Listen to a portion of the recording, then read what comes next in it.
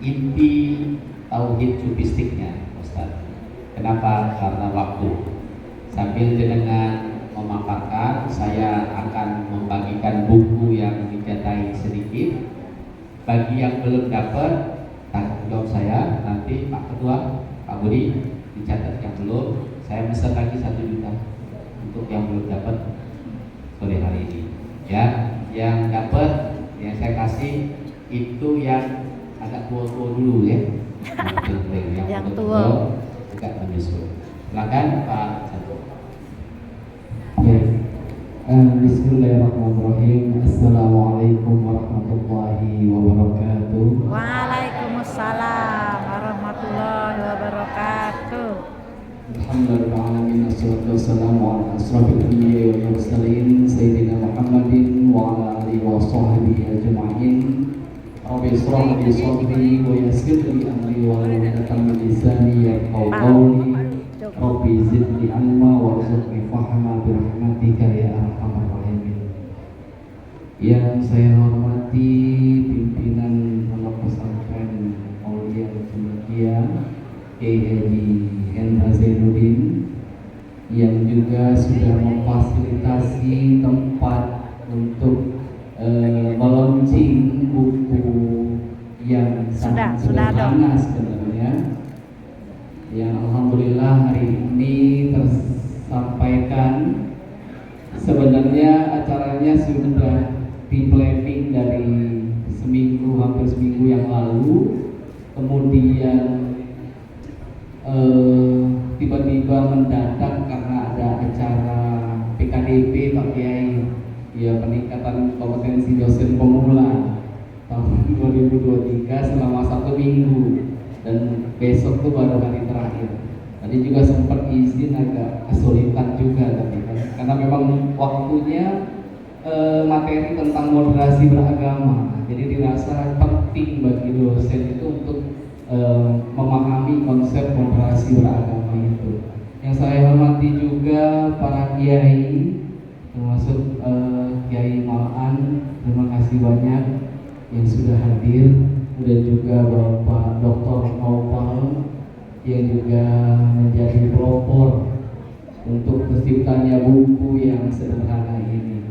Kemudian juga yang saya hormati Bapak-bapak, para asatiz dan asatizah, kemudian juga yang saya sayangi para santri, murid yang insya Allah juga akan menjadi orang-orang yang berilmu. Amin. Saya juga teringat ketika saya sekolah. Iya, saya juga alumni pesantren, 6 tahun saya pesantren. 3 tahun saya di Raudatul Ulum Sanawiyah, aliyahnya di Darul Qolam, Tangerang, Gintung. Iya, pesantren alumni Gontor. Ya, kiainya alumni Gontor. Ya, 6 tahun alhamdulillah selesai, tapi rasa menjadi santri itu tetap ada di dalam diri saya. Saya juga bagian dari NU juga Pak Kiai. Saya diajak teman-teman dari Kaledoni menjadi ranting dari PCNU, ya, bersama Ustaz Al-Fakok, ya. Jadi ya memang serba kesibukan, jadi pengennya ikut dalam beberapa acara yang dilaksanakan kemarin tapi belum sempat. Jadi baik, pertama yang ingin saya sampaikan bahwa buku ini sebenarnya buku yang sangat sederhana sekali. Kalau dibilang sempurna, jauh dari kata sempurna. Masih banyak yang harus direvisi, masih banyak harus mendapatkan masukan-masukan. Jadi saya melakukan penelitian ini sebenarnya mengambil dari diktat-diktat yang ada di bukunya Kiai Zain Syukri. Jadi ada kitab Utul Qalbi, kemudian kitab Risalah Tauhid, kemudian juga menyegarkan iman dengan tauhid dan lain sebagainya. Jadi saya mengambil dari buku itu, yang saya baru tahu kemudian ternyata itu adalah diktat. Jadi hasil dari yang disampaikan oleh Kiai Zain Syukri kemudian dibukukan. Saya baru tahu itu, saya pikir ini tulisan Kiai Zain Syukri, ternyata hanya diktat-diktat. Maka kemudian saya harus membacanya dengan pelan karena karena memang tulisan dari ucapan itu agak sedikit membingungkan, karena agak kata-katanya itu agak biar cukup bingung juga membacanya, karena bukan tulisan langsung dari kiai, tapi hanya ucapan-ucapan ceramah kiai yang kemudian ditulis dan dituangkan menjadi sebuah buku. Lalu kemudian saya sangat mengagumi sosok Kiai Zain Syukri karena beliau ini bukan ulama biasa, tapi ulama yang sudah nasional, bahkan sampai ke langit mungkin. Iya, malaikat juga sudah tahu siapa sebenarnya Kiai Zain Syukri ini. Saya pernah membaca bahwa Kiai Zain Syukri ini adalah guru spiritual dari mantan presiden kita Susilo Bambang Yudhoyono. Kemudian juga ketika Ibu Megawati Soekarno kemudian bersama almarhum suaminya ketika Pak Taufik Kimas ke Palembang, itu pasti menyempatkan diri bertemu dengan Kiai Zain Syukri. Kemudian juga yang tidak kalah penting itu almarhum Gus Dur, karena Kiai Zain Syukri itu merupakan khodam dari Mbah Hashim As'ari. Jadi yang langsung ketemu dengan Mbah Hashim As'ari itu terakhir ya Kiai Zain Syukri itu. Maka Gus Dur kalau ketika ke Palembang juga pasti bertemu dengan Kiai Zain Syukri. Bahkan informasi terakhir yang saya dapatkan waktu beliau meninggal itu di Jombang tuh cukup gempar, Pak. Orang-orang Jombang tuh termasuk Kebuiran tuh banyak yang mengenal sosok Kiai Zain Syukri. Jadi Kiai Zain Syukri ini bukan ulama biasa sebenarnya. Kita karena di Palembang bae, jadi ingonnya besar cakupannya Palembang bae. Padahal Kiai Zain Syukri ulama yang nasional, kan? Jadi alasan-alasan itu pertama yang kemudian saya tertarik untuk kemudian mencari dan menggali informasi tentang apa yang sebenarnya diajarkan oleh Kiai Zain Syukri. Maka kemudian buku ini menjelaskan tentang bagaimana konsep tauhid dari seorang Kiai Zain Syukri, dari pandangan seorang sufi, apa yang sebenarnya dilakukan. Karena saya pernah bertemu dengan salah seorang yang mungkin beliau itu sufi, sudah sampai tahap ma'rifatullah ya, jadi sudah terbuka hijabnya, malah kemudian meninggalkan sholat. Nah ini yang menjadi kekhawatiran saya. Sebenarnya yang benar itu ketika kita sudah sampai tahap tasawuf atau menjadi seorang sufi itu, terbuka hijabnya itu, yang benar itu terus melakukan sholat atau malah meninggalkan sholat. Kan ini yang menjadi persoalan. Karena ada beberapa yang meyakini bahwa kalau orang sudah sufi itu nggak perlu lagi sholat, Pak. Nah ini yang menjadi kekhawatiran saya. Apakah kemudian ini yang benar atau kemudian malah yang harusnya dilakukan juga terus melaksanakan sholat?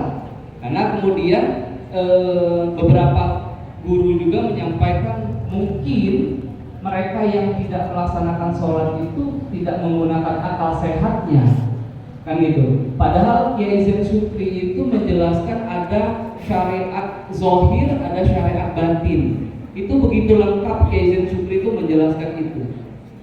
Hanya saja Kiai Zain Syukri tidak mengungkapkan apa sebenarnya tarekat beliau, kan? Apa yang dilakukan oleh amalan-amalan yang dilakukan oleh Kiai Zain Syukri itu. Inilah mungkin menjadi sebuah kelemahan, karena saya juga melihat dari guru beliau Mbah Hashim As'ari juga tidak terdapat di beberapa kitab beliau menyebutkan tarekat yang dijalani oleh Mbah Hashim As'ari itu apa gitu.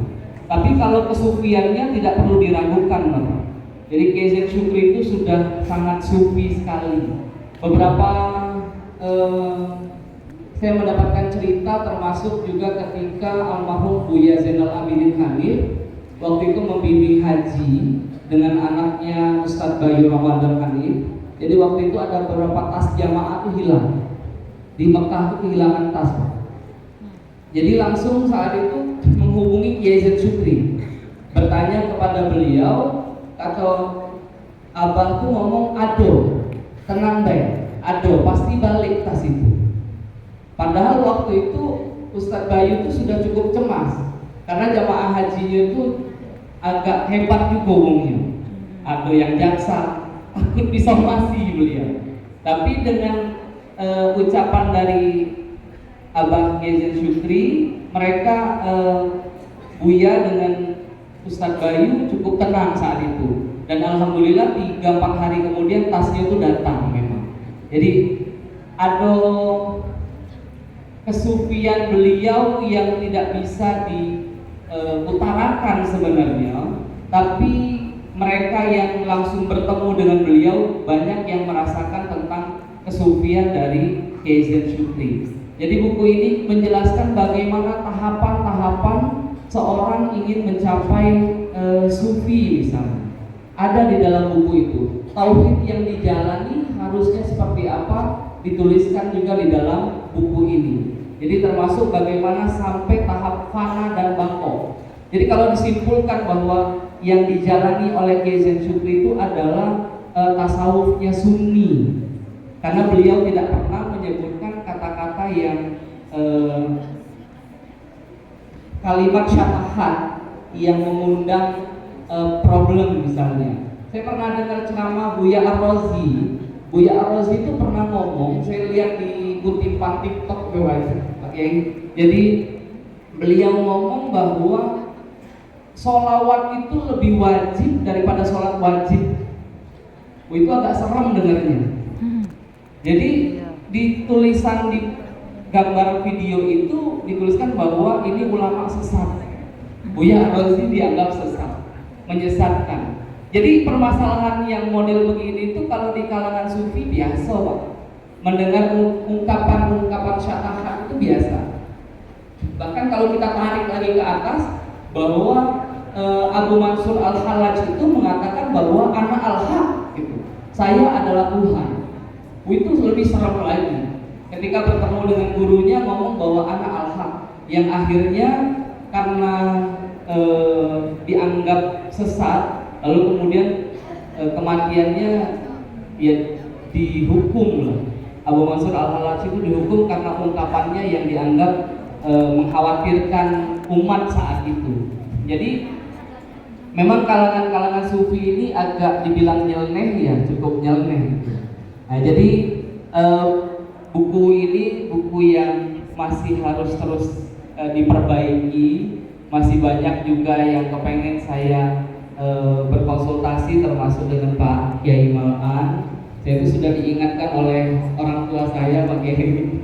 Iya, jadi ibu saya itu cukup ya kenal juga dengan Pak Kiai, Ibu Suramun Hasni.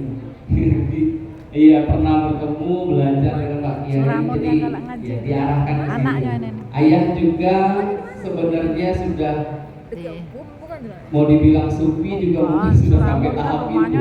Jadi kalau dengar cerita-cerita beliau itu memang sulit untuk kita tangkap dengan pakai logika, karena melihatnya dengan mata batin. Memang berat sebenarnya, tapi ya alhamdulillah.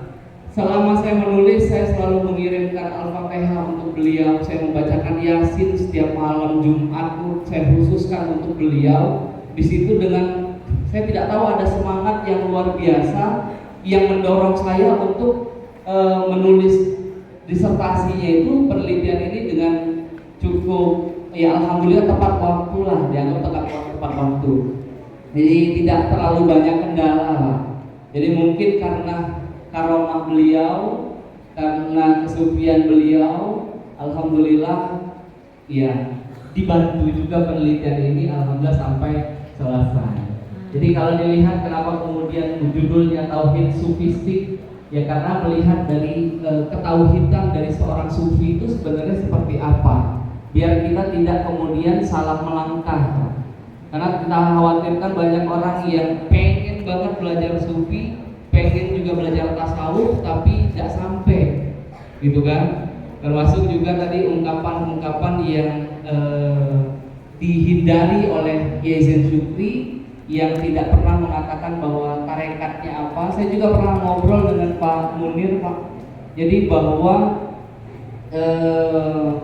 Gezen Syukri itu tidak pernah membaiat siapapun. Nah itu yang menjadi cukup bingung lah melihat sebenarnya tarekat Gezen itu apa. Tapi kalau lihat amalan beliau dari zikir taubat dan sebagainya itu merupakan zikir dari tarekat Samaniyah yang akhirnya beberapa orang menyimpulkan bahwa tarekat yang dijalani oleh Kiai Zain Syukri itu adalah tarekat Samaniyah sebenarnya. Ya, mungkin itu saja yang dapat saya sampaikan. Sekali lagi saya mohon maaf karena harus menunggu saya. Ya, yang tak penting sebenarnya. Tapi saya sangat berterima kasih sekali Pak Kiai sudah memfasilitasi tempat ini. Alhamdulillah. Ya mungkin itu saja yang dapat saya sampaikan. Assalamualaikum warahmatullahi wabarakatuh. Waalaikumsalam.